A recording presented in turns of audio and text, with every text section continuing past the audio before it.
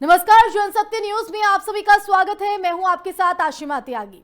केंद्र सरकार की तरफ से पास किए गए तीनों कृषि कानूनों के लागू होने पर सुप्रीम कोर्ट ने अब रोक लगा दी है। साथ ही अब इस मसले को सुलझाने के लिए कोर्ट ने कमेटी का गठन किया है और इस कमेटी में कुल 4 लोग शामिल हैं। ये समिति मामले की मध्यस्थता नहीं बल्कि समाधान निकालने की कोशिश करेगी। देखिए रिपोर्ट। कृषि बिल पर सुप्रीम रोक।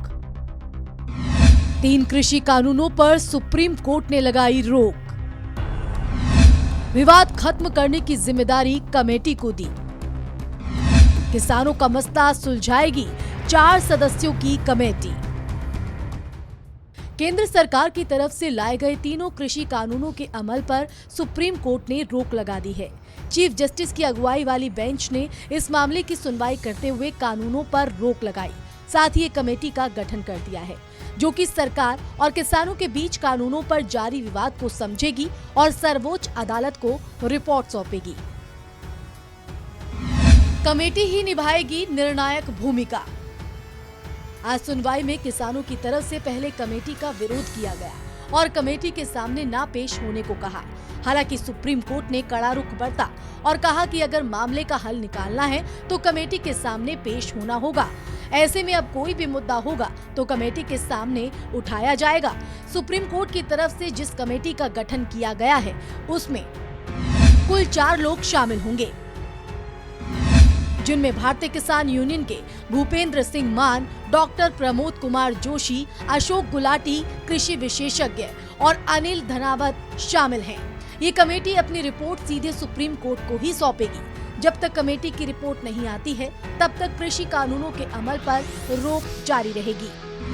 कमेटी में शामिल कौन है? भूपेंद्र सिंह मान 15 सितंबर 1939 को गुजरावाला पाकिस्तान में पैदा हुए। किसानों के संघर्ष में योगदान के लिए राष्ट्रपति ने 1990 में राज्यसभा में नामांकित किया।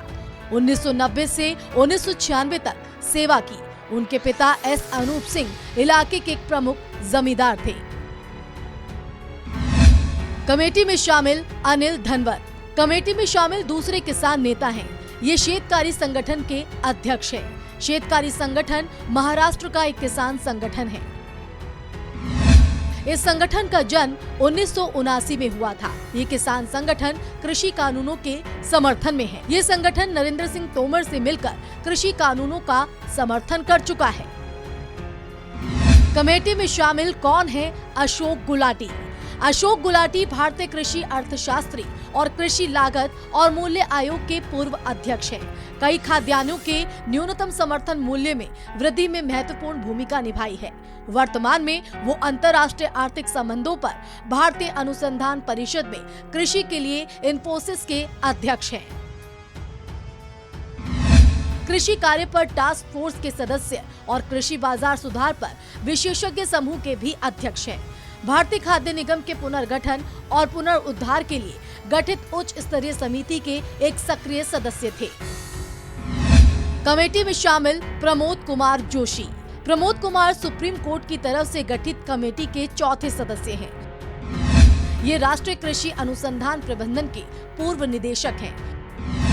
Indian society of agriculture engineering पर फेलोशिप की है। 40 दिन में मुद्दा सुलझाने का आदेश। सुप्रीम कोर्ट ने कहा है कि 4 सदस्यीय समिति दिल्ली की सीमाओं पर प्रदर्शन कर रहे किसानों के मुद्दों को सुलझाने के लिए 40 दिनों का समय दिया जा रहा है। Chief justice S A Bobde ने कहा कि हम अगले आदेश तक 3 कृषि कानूनों को रोक रहे हैं। अब देखना होगा कि कमेटी के 4 सदस्य इस जटिल कृषि बिल के मामले को हल कर पाते हैं या फिर मामला ऐसे ही सड़कों से अदालत तक चलता रहेगा। Bureau report, Jansatya news.